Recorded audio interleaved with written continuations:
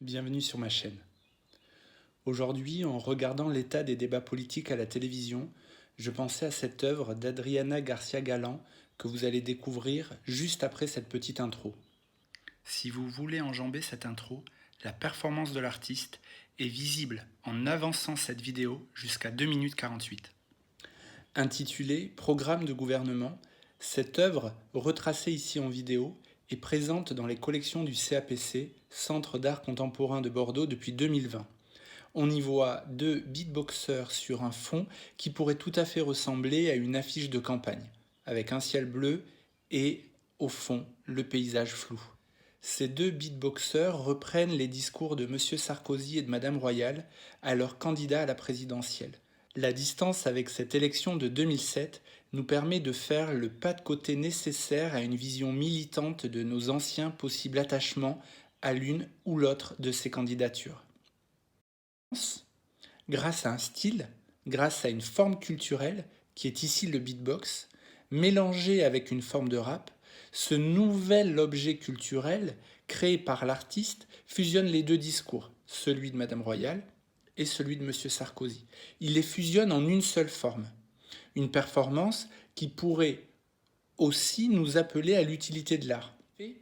Ce nouvel objet culturel, cette œuvre produite par l'artiste, par un procédé de fusion, transforme la discorde en un discours commun et fait de la compétition une mélodie fédératrice. Cette œuvre, initialement achetée par le Frac Champagne Ardennes, nous met sous les yeux de vifs contrastes. Ceci relève les phrases creuses de certains politiques voulant noyer le poisson. Adriana Garcia Galán nous rappelle à notre propre intelligence, évacuant l'esthétique et en nous invitant à faire nos choix en fonction des programmes politiques, ce qui est aussi le titre de l'œuvre. Je vous propose désormais de visionner cette œuvre qui prend une dimension toute particulière dans un centre d'art et peut-être encore davantage dans la période actuelle. Alors si comme moi vous avez un crush pour cette performance, je vous incite à aller la voir directement au CAPC. Cette introduction terminée, je vous propose de profiter désormais de cette performance au travers de cette vidéo qui en garde la trace.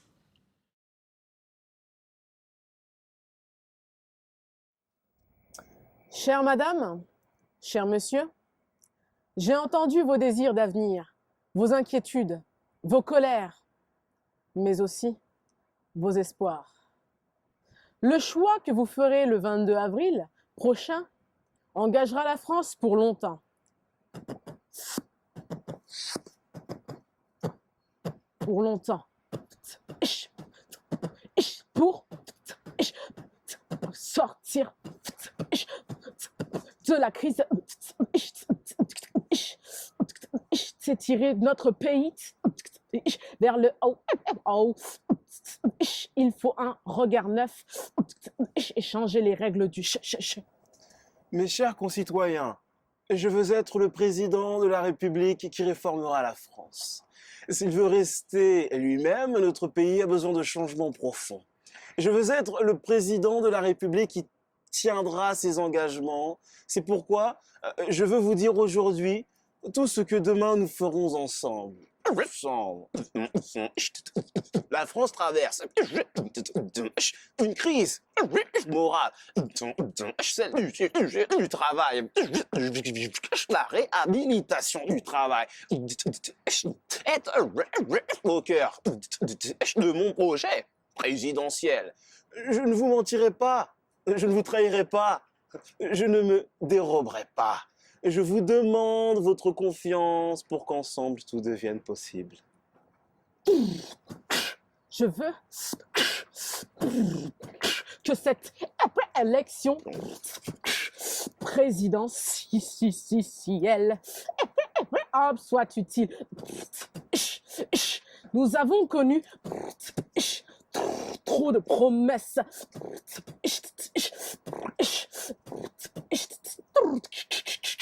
et d'occasions manquées. Prétend, il n'y a que deux choix possibles. Rire ou bien vous adapter. C'est-à-dire commencer valeurs. Notre culture à nous-mêmes. Je vous propose d'en finir avec le fatalisme.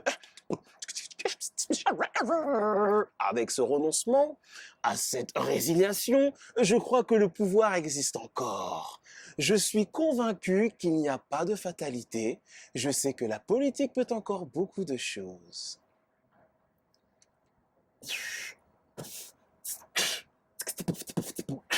Réconcilier avec les petites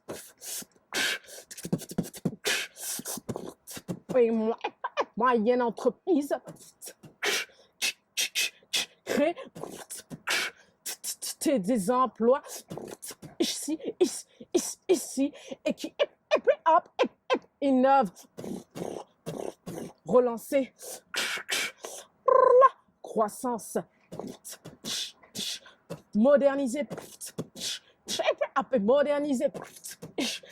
le dialogue social pour remplacer l'affrontement par le compromis. Mon projet est de permettre à notre pays de relever les défis. Ils sont les siens aujourd'hui, sans rien relever de ce qui est, de ce qui sont ces valeurs. C'est de ce qu'est notre identité. Je crois qu'ensemble, c'est possible. J'ai voulu vous le présenter dans un document. Bref, je ne peux pas tout y dire. Et répondre à toutes vos préoccupations, évoquer toutes vos souffrances, car au-delà des mesures, j'ai surtout voulu vous présenter le travail de l'autorité, de l'honnêteté, de la fraternité, la grandeur de la France. La valeur travaille par la sécurité pour les salariés à la fin de la précarité. Supprimer les gaspillages, mettre fin au clientélisme, aux connivences entre les puissants et les bien placés. Protéger l'Europe contre les délocalisations. Pas la place du tout libéral et du tout financier. Mettre fin à l'impuissance publique. Le premier de la rôle politique, c'est de bien faire fonctionner l'État. La mondialisation le disqualifie nullement le rôle des États. Au contraire, dans la mondialisation, les pays qui échouent sont ceux dont l'État est inefficace. Entrave, empêche. Ceux qui réussissent sont ceux dans l'État lesquels facilitent et incitent, soutiennent. J'ai toujours agi avec lucidité et animé par une morale de l'action. Mes bilans le prouvent, je suis ni lié à aucune puissance d'argent, aucun lobby, aucun groupe d'intérêt. Je n'ai d'ailleurs personne à placer. Je suis une femme libre et expérimentée au service des Français.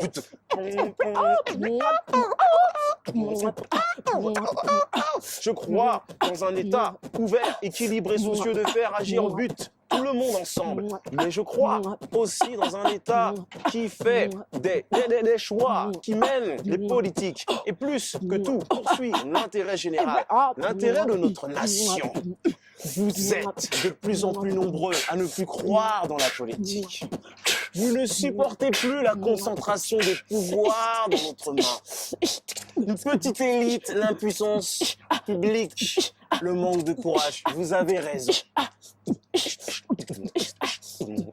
Ce que vous m'avez dit, je l'ai entendu. Ce que je savais, vous l'avez confirmé. Aujourd'hui, je vous propose le pacte présidentiel sans proposition pour que la France retrouve une ambition. Partager la fierté et la fraternité. Plus de 6000 débats ont été organisés sur tous les territoires. J'ai reçu par Internet 130 000 contributions. J'ai écouté les partenaires sociaux, j'ai rencontré les associations, j'ai mobilisé les experts. Vous avez été nombreux à vouloir participer. Cette œuvre collective. Une démocratie d'irréprochable honnêteté et l'impartialité de l'État sont à mes yeux des valeurs absolues. Je veux que vous ayez totalement confiance dans vos élus, dans votre démocratie, car c'est la force des grandes nations. Je limiterai à 2 le nombre des mandats présidentiels de la République. Je rendrai compte régulièrement de mon action. devant les Français, devant le Parlement.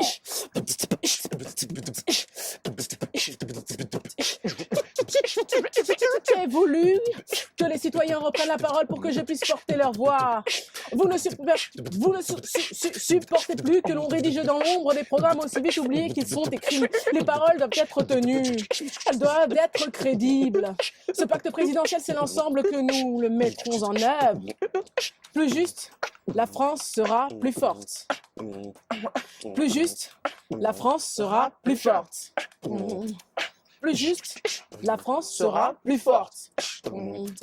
Les 7 piliers du pacte présidentiel: relancer la croissance pour travailler tous, améliorer le pouvoir d'achat, promouvoir l'éducation, garantir la protection sociale des familles, décider l'excellence environnementale, lutter contre toutes les formes de violence, agir pour une France plus forte, plus forte, plus forte. Vaincre le chômage, j'ai voulu vous parler. En premier lieu, chef de l'État, de nos institutions, parce que sans un État fort dans lequel vous avez pleinement confiance, nous ne pourrons rien faire. Mais je sais que le chômage et plus largement la précarité au travail sont votre principale préoccupation. Depuis 25 ans, on vous dit que le plein emploi est impossible, que le chômage est une fatalité, rien n'est plus faux. Je veux d'abord vous convaincre que pour partager le travail n'a jamais été une solution contre le chômage. Les 35 heures ont-elles permis de créer des emplois?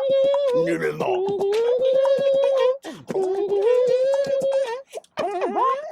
Relancer la croissance pour travailler. La dette publique est devenue la deuxième dépense de l'État. Le commerce extérieur plonge. La production industrielle stagne et l'investissement ne décolle pas. Décolle pas. Décolle pas. Voilà le bilan de la droite.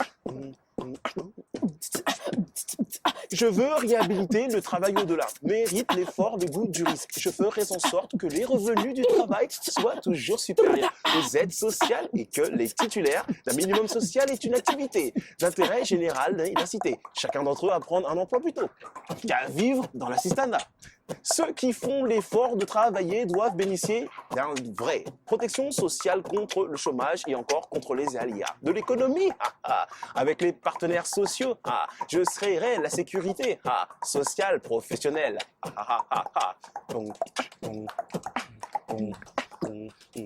Je réhabiliterai la valeur travail en luttant sans merci contre le chômage, notamment des jeunes, en sécurisant les parcours professionnels et en encourageant toutes les formes de retour à l'emploi.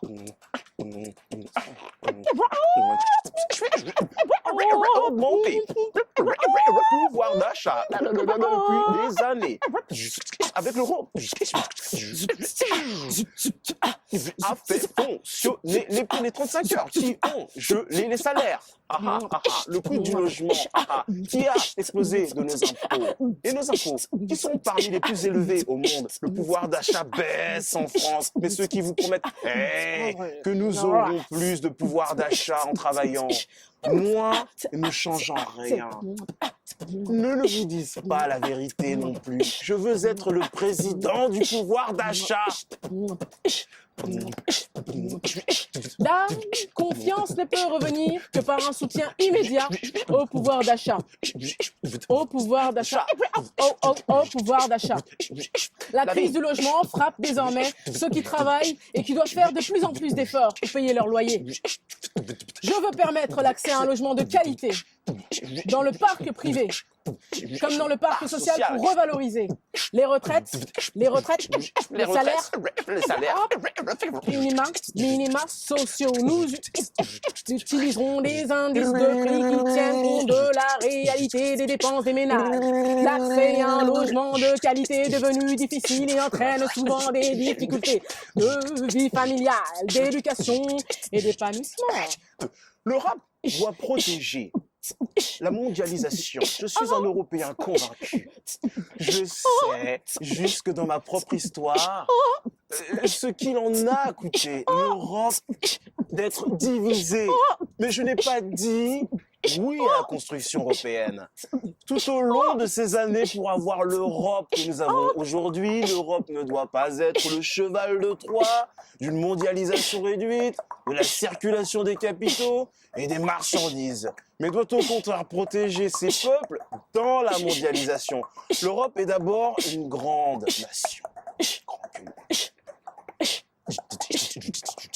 Et promouvoir l'éducation, car c'est l'éducation qui tient tout l'édifice. École, colle, colle, et le cœur battant de la République.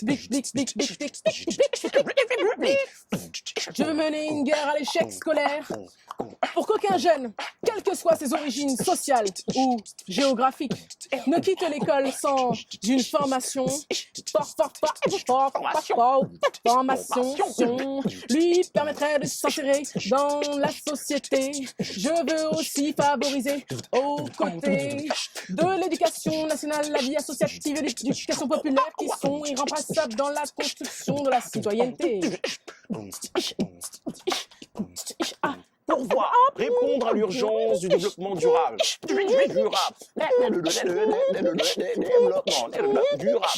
Développement durable doit devenir une dimension essentielle à toute l'action publique.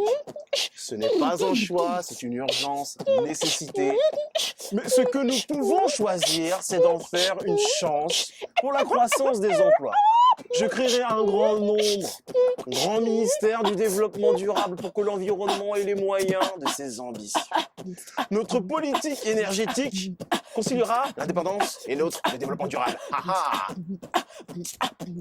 Personnellement, permettre à tous les Français, les propriétaires, leur logement. Depuis des années, on vous dit qu'on peut encore croire. La crise du logement, on se laisse aggraver. Une pénurie qui a rendu la propriété impossible. Pour beaucoup d'entre vous, la location de plus en plus difficile, cette situation ne peut pas durer. Il faut d'abord inciter la construction de logements pour refaire des prix de salaire. Je ne veux que le droit du logement soit opposable devant les tribunaux afin que les pouvoirs publics soient obligés, une d'agir, une d'assurer la construction d'assez de logements dans toute la gamme des besoins.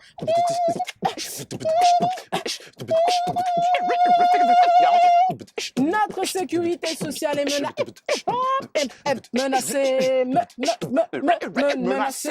Je veux garantir à chacun un système de santé permettant à la prévention et l'accès pour tous au progrès de la médecine. Je veux sécuriser les retraites pour permettre un véritable temps de vie au cours duquel chaque retraité qui le souhaite pourra mettre son expérience au service de notre société.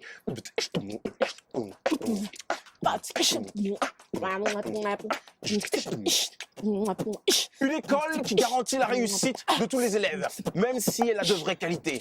La solution générale de notre école n'est plus acceptable. 20% de nos jeunes quittent l'école sans qualification, c'est-à-dire sans aucune perspective professionnelle et un avenir personnel très limité. Je ne peux m'y résoudre. Qui peut croire que ce qui était possible hier, apprendre à tous les enfants à lire, à écrire, compter, leur donner un bagage culturel leur permettant de vivre en hommes libres, en citoyens éclairés, ne l'est plus aujourd'hui.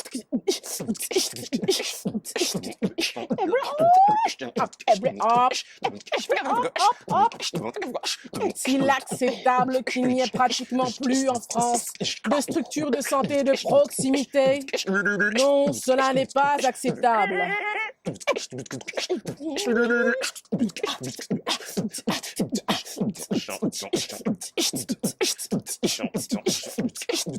Sortir des quartiers, difficile encore. L'engrenage de la violence et la régulation depuis 25 ans. On a dépensé des milliards dans les quartiers difficiles, mais la situation n'a cessé de s'aggraver. Il faut changer de politique, changer de méthode. Il faut d'abord rétablir la loi républicaine et mettre fin à des bandes.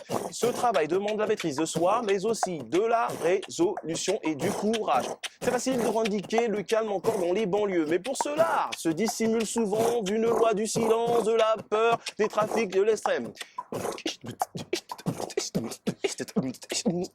Développement du maintien à domicile des personnes âgées et augmentation du nombre de places dans les structures d'accueil, sécurisation des retraites par une large négociation portant notamment sur la fixation d'un minimum de pension garantie, la revalorisation des petites retraites, la prise en compte du travail pénible et des charges de famille. Oh. Yeah. Il faut ensuite maîtriser l'immigration. Il faut enfin rétablir l'activité encore. Les parents doivent avoir un emploi, les enfants doivent suivre une formation. Les quartiers demandent pas une situation à part. Ils demandent à devenir des quartiers comme les autres. Je consacrerai beaucoup d'argent aux banlieues, dans l'éducation, la formation, la rénovation urbaine, les services publics, les transports, l'activité économique. Je n'accepte pas qu'on se doit de résigner à laisser se développer tant de ghettos scolaires et urbains.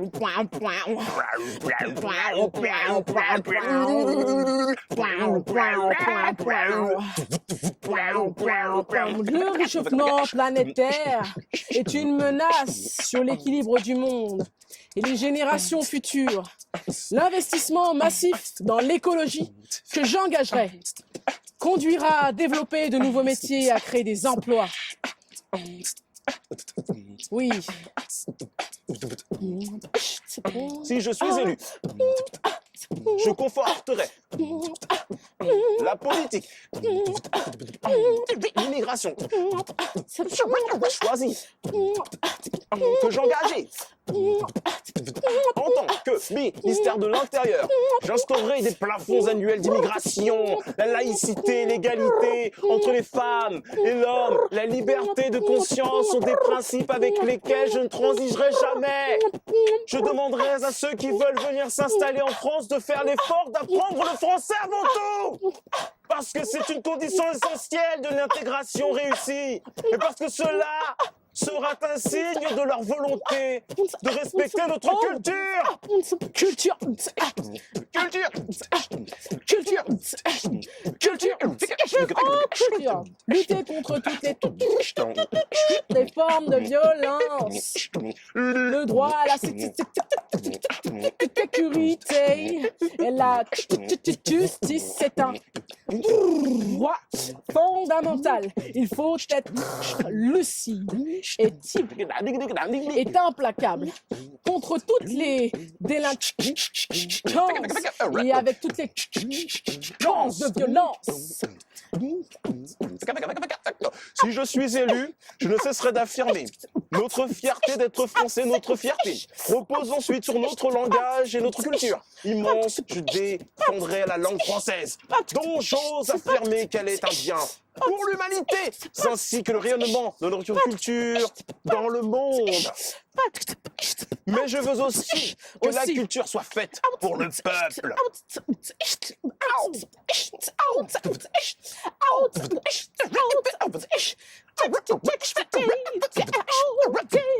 La ferme bonté prendre ce problème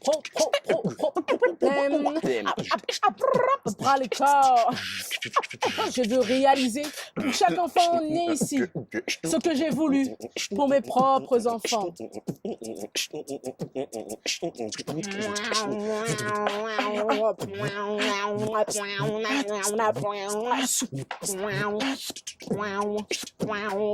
Enfin, j'ai proposé la création d'un ministère de l'immigration et de l'identité nationale, car l'intégration passe par le partage de notre culture en tant que par son enrichissement. Un seul ministère doit traiter l'ensemble des questions relatives à l'immigration, à l'intégration et au développement.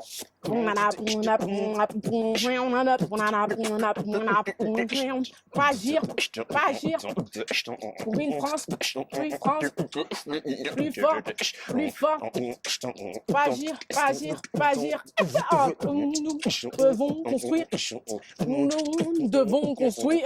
Nous devons construire une sixième république car trop de citoyens se sont éloignés de la politique parce qu'ils avaient le sentiment de n'être ni écoutés ni considérés.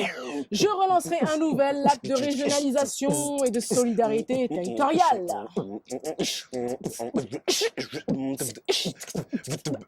Notre fierté repose d'abord sur l'identité l'unité de notre nation, nous incarnons l'idéal national parce que, justement, notre pays est constitué d'une multitude de peuples, de régions, de traditions, de cultures locales, depuis la métropole jusqu'à l'outre-mer, enrichis par les vagues successives d'immigration, fédérés autour d'une ambition et d'une foi commune. Être un grand pays, uni par les droits de l'homme et nos valeurs républicaines.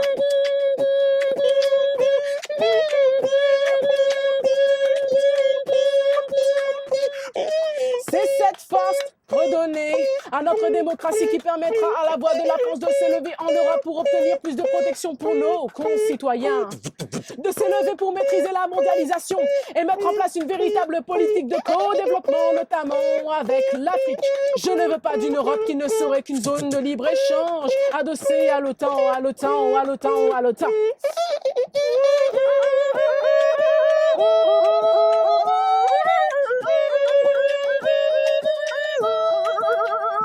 Ah, je ne passerai jamais sous silence les atteintes aux droits de l'homme. Au nom de nos intérêts économiques, je défendrai les droits de l'homme partout où ils sont méconnus ou menacés. Et je les mettrai au service de la défense des droits des femmes. Ensemble, tout devient possible.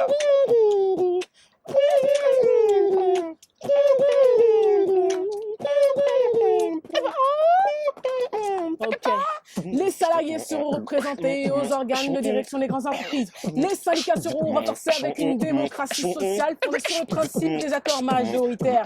Relance de l'Europe par des politiques plus ambitieuses en matière de recherche et d'énergie, directive 4 sur les services publics, révision des statuts de la Banque centrale européenne et référendum sur un nouveau traité institutionnel plus démocratique, plus juste. La France sera plus forte.